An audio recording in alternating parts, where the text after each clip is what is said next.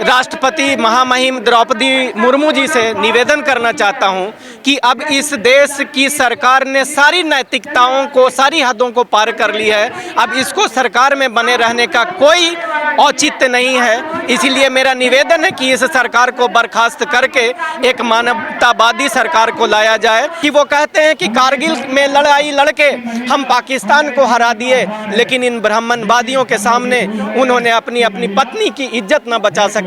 इससे दुखद और क्या होगा। नमस्कार, मैं प्रियंका, आप देख रहे हैं नेशनल दस्तक। इस वक्त दिल्ली के जंतर मंतर पे हूँ। हमारे साथ बहुत चर्चित चेहरा परवीन भारती जी हैं, जो पेशे से एडवोकेट हैं। इनसे बातचीत करेंगे मणिपुर की घटना पे, क्योंकि एडवोकेट हैं तो इन्हें मुद्दों की जानकारी ज़्यादा है। सर, क्या लग रहा है जिस तरह से आदिवासी महिलाओं को तार तार कर दिया गया, आप कैसे देखते हैं इस शर्मनाक घटना को? देखिए, ये बड़ा दुखद घटना है कि ऐसे समय में जब आज से 18 दिन के बाद यह देश आज़ादी का अमृत महोत्सव मनाने जा रहा है, 76वां वर्षगांठ मनाने जा रहा है, और ऐसे समय में जब महिलाओं के साथ इस प्रकार का व्यवहार होता है तो बड़ा दुखद होता है। और तब और दुख होता है जब इस देश के गार्जियन, देश के प्रधानमंत्री, देश के जो बड़े बड़े लोग हैं, मंत्री परिषद में बैठे हुए लोग हैं, वो लोग अपनी चुप्पी साधे बैठे हैं, तब और दुख होता है। मुझे तो तब और ज़्यादा दुख होता है कि मीडिया में ये खबर फैलने के बाद वहाँ की पुलिस कुछ लोगों पे कार्रवाई करती है, वो भी सारे लोगों पे नहीं। तो ये सबसे दुखद बात है। और मेरा तो ये मानना है कि मुझे लगता है कि इससे बुरा और क्या इस देश में हो सकता है कि इस देश की सरकार की नैतिकता ख़त्म हो जाए, उनको सरकार में रहने का।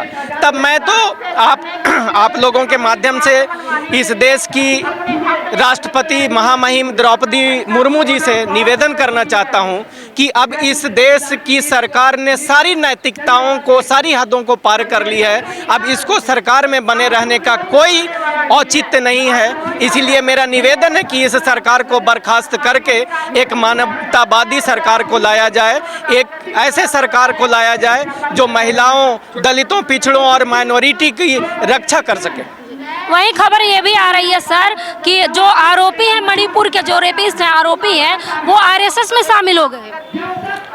यही है, तब तो ऐसा लगता है, अगर ये बात में सच्चाई है, तब तो ऐसा लगता है कि ये उग्रवादियों का, ये बहसी दरिंदों की पार्टी है। और इन दरिंदों की पार्टी को तो इस देश में रहने का कोई अधिकार नहीं है। ये गौतम बुद्ध की धरती है, ये भगवान बुद्ध की धरती है, जहाँ पे लोगों के अधिकार के लिए, दूसरों की असमत बचाने के लिए लोग अपनी जान न्यौछावर कर देते हैं, और ये सरकारें वैसे लोगों को अपने यहाँ शरण देती है। तो बहुत दुखद है और इनको सरकार में रहने का कोई औचित्य नहीं बनता है। वही सरकार सबका साथ सबका विकास नारा लेके आती है, 9 साल बेमिसाल का डंका बजाती है।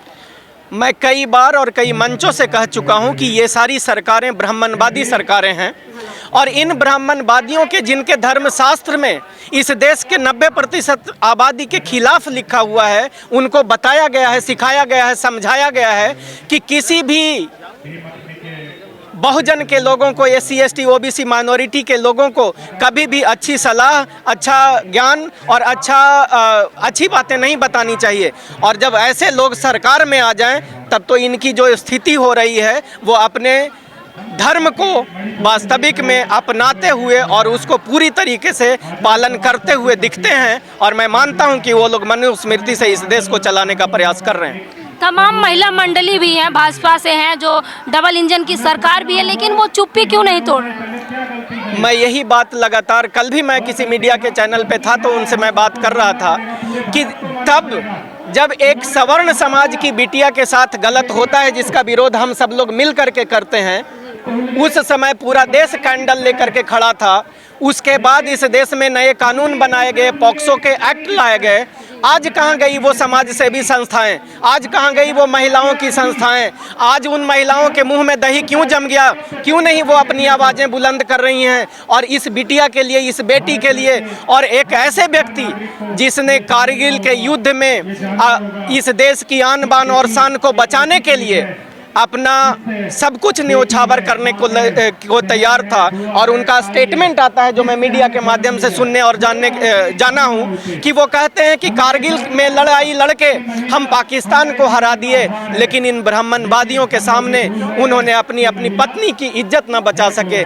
इससे दुखद और क्या होगा। हम सब लोगों को डूब मरना चाहिए, और हम सबको क्यों, वो लोग जो सरकार में बैठे हैं, हालांकि डूब मरना भी छोटी ही बात होगी उनके लिए, क्योंकि वो तो निर्लज्ज हो चुके हैं। क्या कहेंगे जिस तरह से भाजपा पार्टी, बीजेपी पार्टी कहती है महिला सम्मान में, भाजपा मैदान में? किसके सम्मान में? कौन सी महिला के सम्मान में? जिस देश की महिला एवं बाल विकास मंत्री ये कहती हैं कि हमारे प्रधानमंत्री को बात करने की ज़रूरत नहीं है, क्योंकि यहाँ बिहार की बात नहीं हो रही है, क्योंकि यहाँ राजस्थान की बात नहीं हो रही है। ऐसे समय में कौन से महिला के सम्मान में वो खड़े हैं? जब यूपी में बेटियों को कई लोग मिल करके सामूहिक बलात्कार करते हैं, उनकी निर्मम हत्या की जाती है, उसको किरोसिन से जलाया जाता है, तो कौन सी महिला के सम्मान में ये खड़े हैं? जब बेटियों का नग्न परेड कराया जाता है, तब भी ये लोग नहीं अपने आप को आगे लेकर के नहीं आते हैं, उनकी असमत को बचाने की काम नहीं करते हैं। और आपने खुद ही कहा कि वो आतंकवादी लोग, वो क्रूर लोग, वो शैतान लोग इनकी ही पार्टी में शामिल हो गए हैं, तो किसकी असमत ये बचाने की बात कर रहे हैं? अभी कल ही सदन में स्मृति ईरानी ने छाती पीट के चीख के कहा कि अगर बात मणिपुर की है तो बात होनी चाहिए छत्तीसगढ़ की, राजस्थान की, तमाम राज्यों की बात होनी चाहिए। बड़ा दुखद है। मैं इस पे रोऊं तो लोग हंसेंगे, लेकिन दिल मेरा रोता है जब हमारे लोग ऐसे बोलते हैं। जब इस देश के जिम्मेदार लोग जब इस तरह की बातें करते हैं तो हम सबको रोना आता है।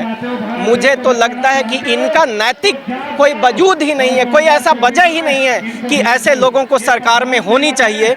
ये वो लोग हैं जो इस देश को लूटने आए हैं, ये राष्ट्र विरोधी लोग हैं, और इन राष्ट्र विरोधियों को मैं माननीय सुश्री महामहिम राष्ट्रपति जी से निवेदन फिर से करना चाहता हूं कि इनको हटाइए, वरना देश बर्बाद हो जाएगा, यहाँ के लोग बर्बाद हो जाएंगे। तो आप लोग देख सकते हैं हमारे साथ एडवोकेट थे जिन्होंने खुल के अपनी बात रखी कि ऐसे लोगों को सत्ता में बने रहने का कोई हक नहीं है, जो महिला सुरक्षा की बात तो करते हैं लेकिन धरातल पे दिखाई नहीं देता महिला सुरक्षा, क्योंकि महिला की अस्मिता चील कौओं की तरह नोची जा रही है। इस खबर पे आपकी क्या राय है, हमें कमेंट बॉक्स में जरूर बताएं। कैमरा पर्सन आशीष के साथ मैं प्रियंका, नेशनल दस्तक दिल्ली। नेशनल दस्तक की आपसे गुजारिश है कि अगर इसको बचाना चाहते हैं तो नेशनल दस्तक को सब्सक्राइब करने के लिए रेड कलर के सब्सक्राइब बटन को दबाएं, फिर बेल आइकन की घंटी दबाएं। नेशनल दस्तक को बचाने के लिए बहुत जरूरी है कि हर खबर को शेयर करें, लाइक करें, कमेंट जरूर करें।